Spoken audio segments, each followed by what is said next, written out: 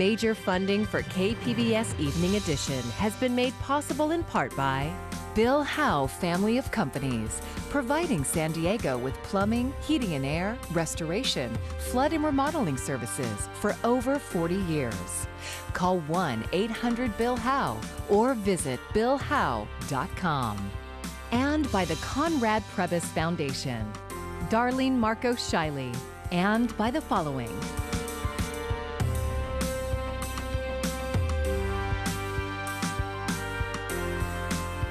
And by viewers like you. Thank you. Good evening. It's Tuesday, December 20th. Thanks for joining us. I'm Amitha Sharma, in for Maya Trabulsi. Tonight, the Biden administration is asking the Supreme Court to end asylum restrictions, but not tomorrow as planned. The administration wants the court to delay lifting Title 42 until at least after Christmas. Border cities across the country, including here in San Diego, are preparing for an increase in migrant arrivals. KPBS reporter Jacob Ayer has more. The back and forth about Title 42 is causing some confusion for migrants waiting to make an asylum claim. Pedro Rios of the American Friends Service Committee says the Supreme Court's decision will weigh heavily in their choices. That might indicate if they will continue to wait in Tijuana and other border cities or make an attempt to present themselves to U.S. Border Patrol authorities by crossing through unregulated ways. Robert Vivar works with nonprofits on both sides of the border. He says in Tijuana, many shelters are overwhelmed. Over the last few months, the population, we have seen it grow, and I'm very much in touch with some of our partners, like at the shelters, and they're all at overcapacity. Vivar says San Diego organizations that help asylum seekers are going to have a lot to deal with.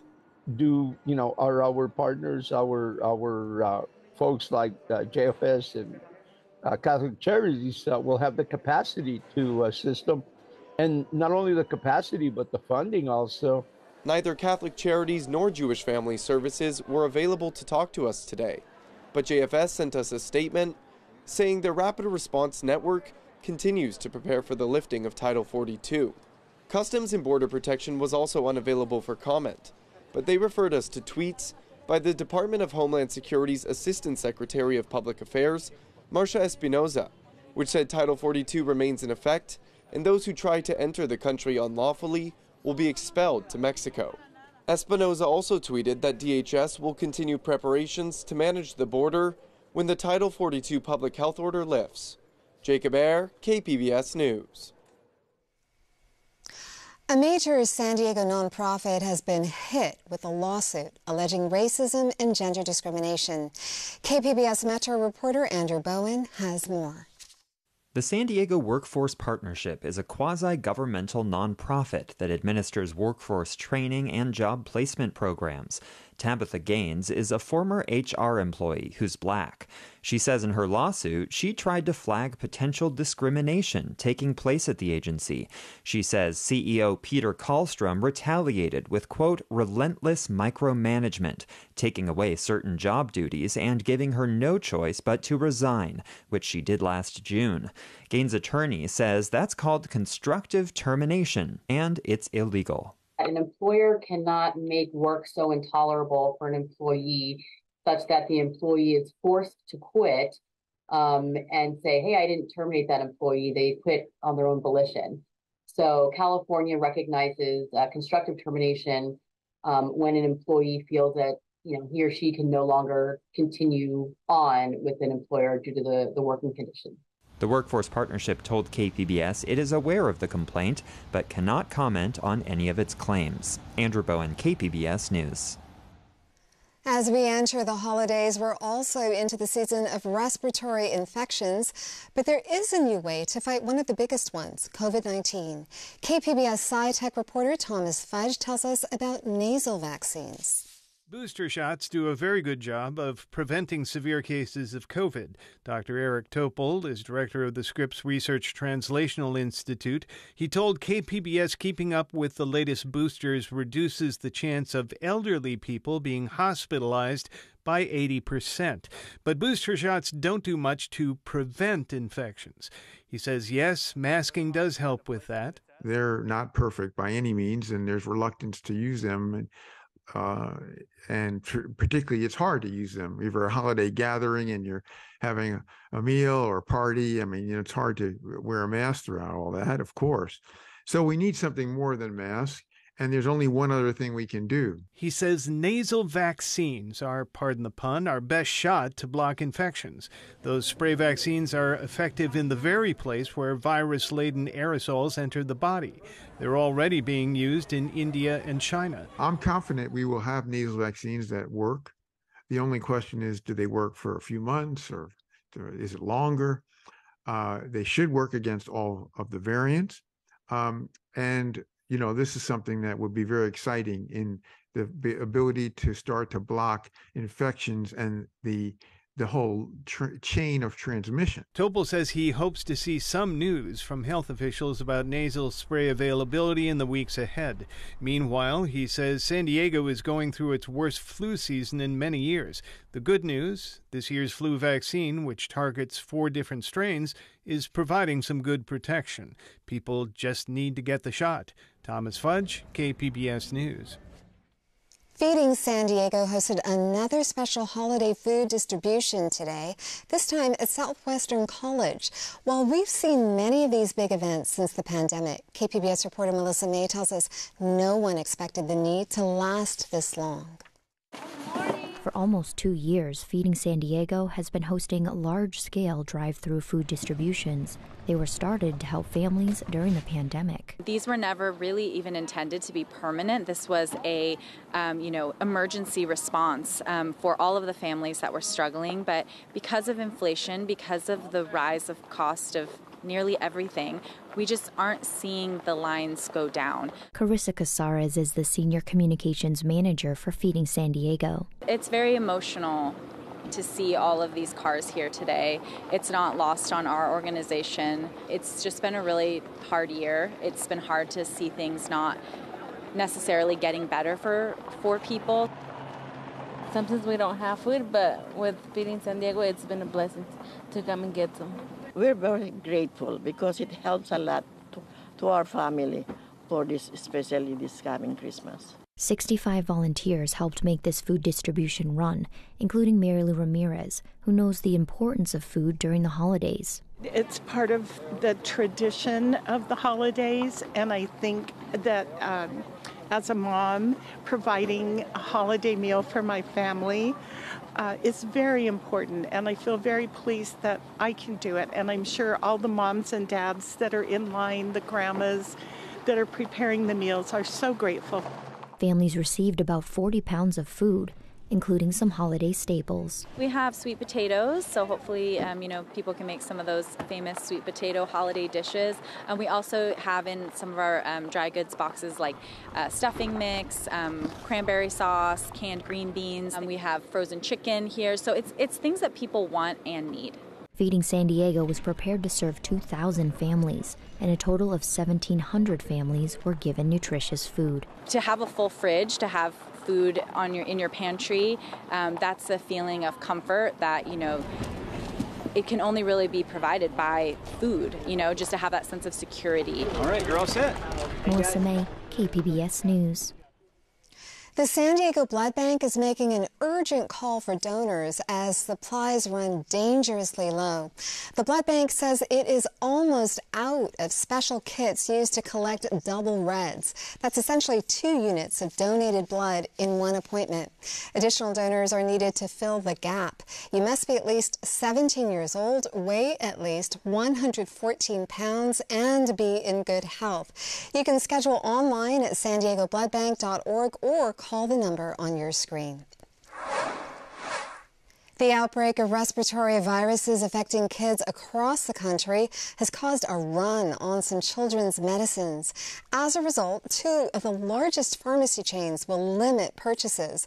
Walgreens will allow 6 over-the-counter purchases, while CVS will allow customers to buy just 2 pain relief products, either online or in person. CVS says it is also working with its suppliers to meet the demand. Parents with children in the hospital haven't had much time for holiday shopping. KPBS health reporter Matt Hoffman visited Rady Children's, where staff are helping spread some holiday cheer. Any car thing, they're into wheels. Santa is getting some extra help this year thanks to Rady Children's Hospital and donations from San Diegans.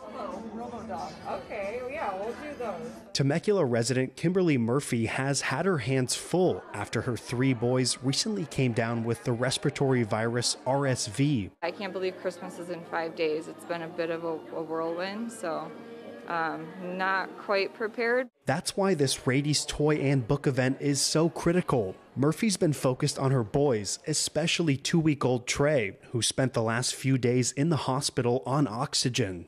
It was kind of my biggest fear coming home, and then it came true, and just watching him struggle to breathe was the hardest thing I've ever had to watch. But we brought him in time, luckily, and he's resilient, and he's going to be okay. Trey is expected to be released in time for Christmas, and he and his brothers will all have presents under the tree. What is God's lesson for us in all this? And I guess it would just be to let others help you and, let go of some of the control.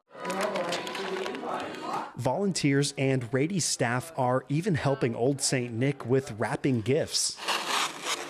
Santa Claus came. Yeah, met him on top of the roof. He flew down, so I met up with him and we got the book. Austin and Vanessa Smith from Vista welcomed their first daughter, Aaliyah, just a few days ago. She had some brain bleeding, but as far as the tracking right now, she's doing a lot better. So, and hopefully we just got word that hopefully she can be discharged tomorrow and she'll be home with us for the holidays.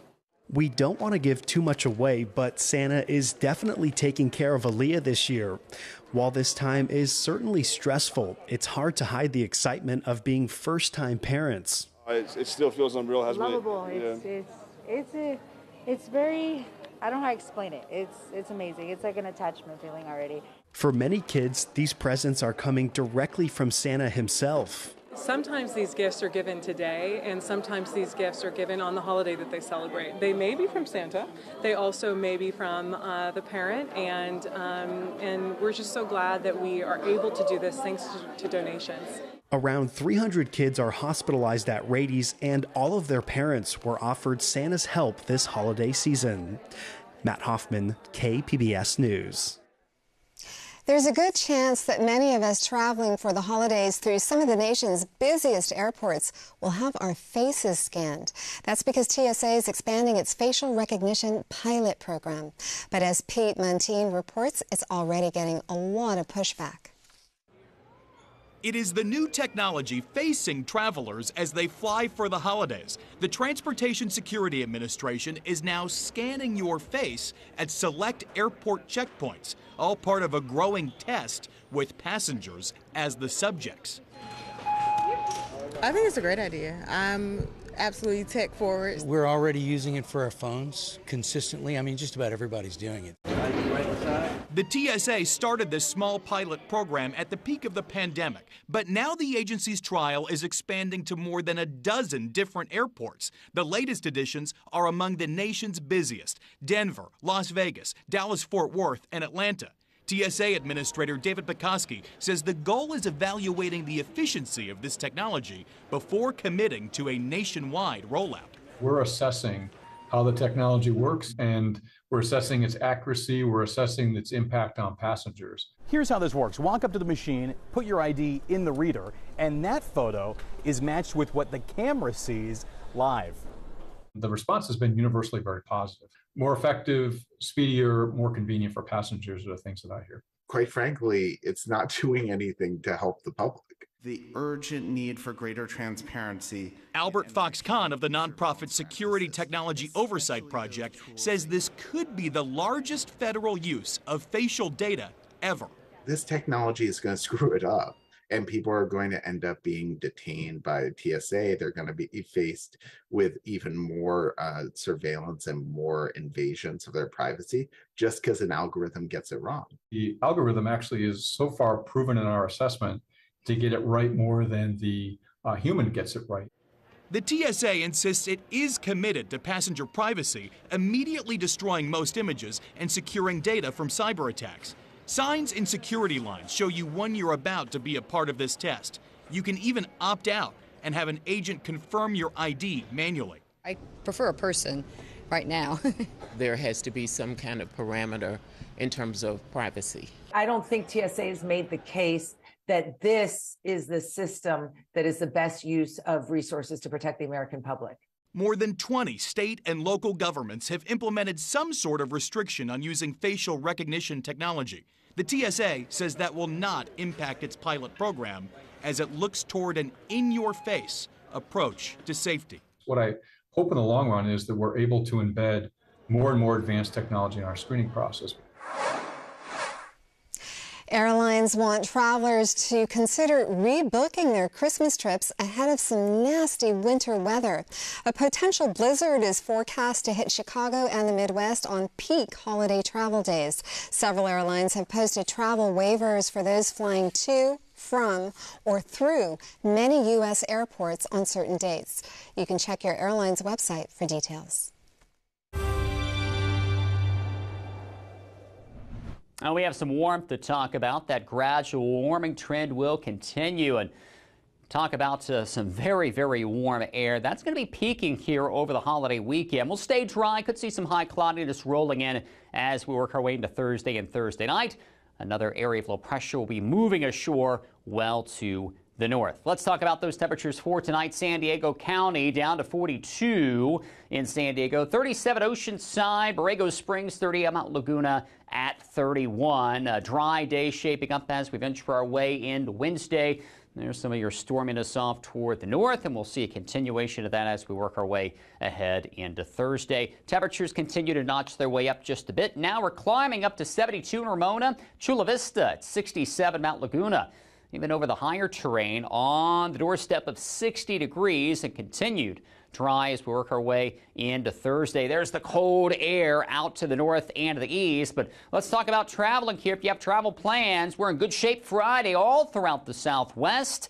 To the north, different story, and to the east, from the Great Lakes into the Northeast and Ohio Valley. Big impacts here, heavy snow, gusty winds, big temperature drop. We're concerned about icy roads. Let's break it down for you at the coast, and here temperatures stay put in the 60s next couple of days. There's your big boost in the mercury Saturday into Sunday as we talk about some of those inland interior valleys. Look at this. By the time we get into Saturday and Sunday, we're up into the 80s. Wow, way up there. Over the mountains, we'll be looking at sunshine the next several days. Could see a few clouds around later on this week. Otherwise, we'll see another boost of the mercury Saturday into Sunday with that offshore flow of wind coming in towards some of the coastal valleys. And that's where the warmth will be maximized. But even here into the deserts, we're going to be looking at those temperatures climbing up through the 70s and lots of sunshine across the board. For KPBS News, I'm meteorologist Justin Hall. A 6.4 magnitude earthquake hit Northern California today, damaging roads and homes. According to the U.S. Geological Survey, it happened around 2:30 this morning in the city of Ferndale. A series of aftershocks followed. Roughly 70,000 people were left in the dark as a result. A San Diego nonprofit which trains teenage girls of color to use drones to discover their heritage has taken the program to Africa. KPBS reporter Claire Strong has the story. These teenage girls are hoping to be able to fly drones like this all by themselves soon. And as fun as it looks, there's a serious side to it too. Out of 150 high school girls, just 15 are set to be chosen to undergo formal training to become certified drone pilots.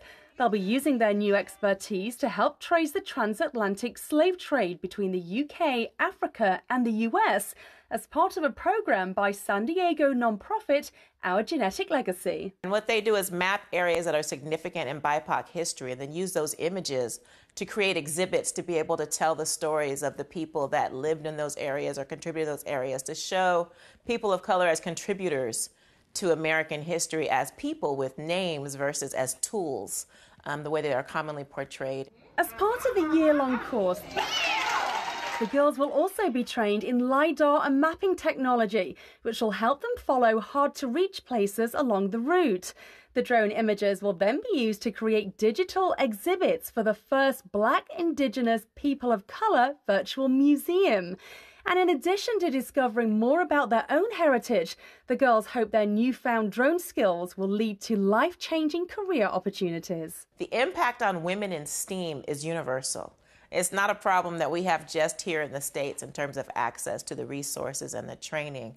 So it's really exciting to be able to provide this opportunity to empower the girls in who they are culturally, but also to give them the skills and the resources to be able to be high-wage earners. Next stop for the program is the UK, where students there will also be taught to fly drones.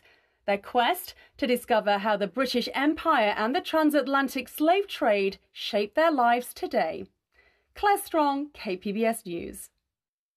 I'm Judy Woodruff. Tonight on the NewsHour, Congress unveils a $1.7 trillion spending deal to keep the government running. Coming up at 7 after Evening Edition on KPBS. 27 years after her death, legendary Tejano singer Selena has inspired a class at San Diego State. Earlier this year, KPBS education reporter MG Perez visited that class to see how Selena's legacy lives on.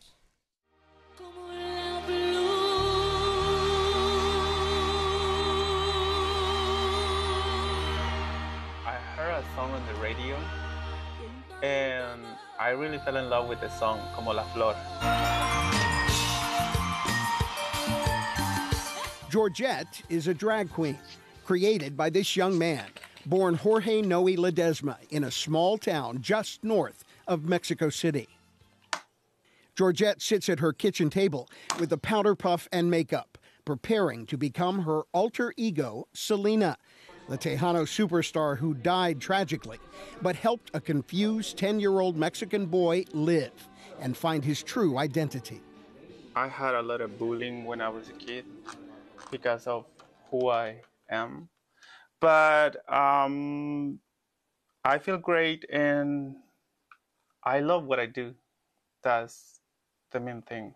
Jorge immigrated to San Diego more than 20 years ago. Signs of Selena are everywhere in his life, including mementos and memories of visiting her gravesite in South Texas. All of it has brought happiness and confidence credited to Selena, her songs, and her spirit. She didn't speak Spanish so well when she was in the interview, but always you can see that she was giving her best. And this is my first time having an interview in English, and I'm trying to give my best. So we have something in common with that. The sounds of Selena are now part of a college curriculum. Professor Nathan Shea Rodriguez pitched the idea for a Selena class to the administration of San Diego State pre-pandemic. It is now a permanent elective offered in the spring semester.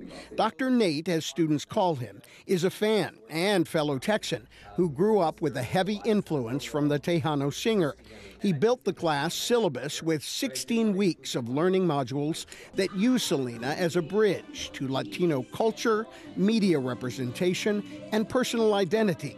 There are field trips for students, too. They get to go out into Barrio Logan, and they get to see the Selena Mercado for Walk the Block. They get to go to Mujeres Brewhouse for the release of the beer. They get to go see drag shows, and they get to conduct an ethnography, write about it, take pictures, videos, sound.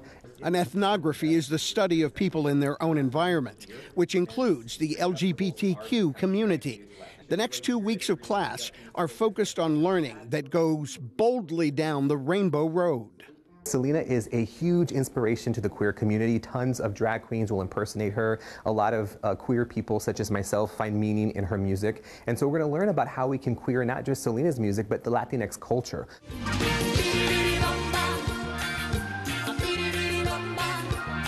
The term pocha is an important vocabulary word featured in class discussions. A pocha is a person caught between two cultures, not completely able to speak Spanish and not completely comfortable in the English-speaking culture. That was Selena. And Karina Bazarte is an SDSU senior who can relate.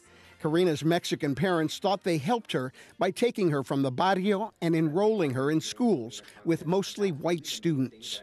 The most predominantly white schools, and I couldn't find myself. So I'm like, am I like the only one that looks different? Am I the only one that doesn't have blonde hair or blue eyes? So like Selena actually helped me identify who I am now. Natalia Martinez was only 3 weeks old when Selena was killed. I never really got to have her present, but I had her music, and I think that's where I was able to create Selena in my head, in the sense of, wow, this is like someone who I want to have as my role model. Which brings us back to Georgette and the little boy from a little Mexican town who used to dance around his living room, imagining what he could become someday, listening to the music of Selena. I think the thing that I learned from her is to be always respectful, kind, and sweet. That's how I remember her, and that's how I do every time I'm on stage. That is a legacy set to music that will never die. MG Perez, KPBS News. Selena and Latinx Media is once again among the chorus offerings at SDSU for spring 2023. You can find tonight's stories on our website, kpbs.org. Thank you for joining us. I'm Amitha Sharma. Have a great evening.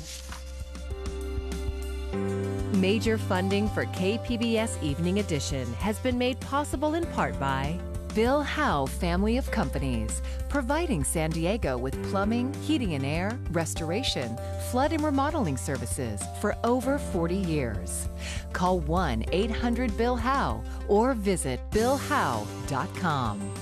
And by the Conrad Prebys Foundation, Darlene Marcos Shiley. And by the following: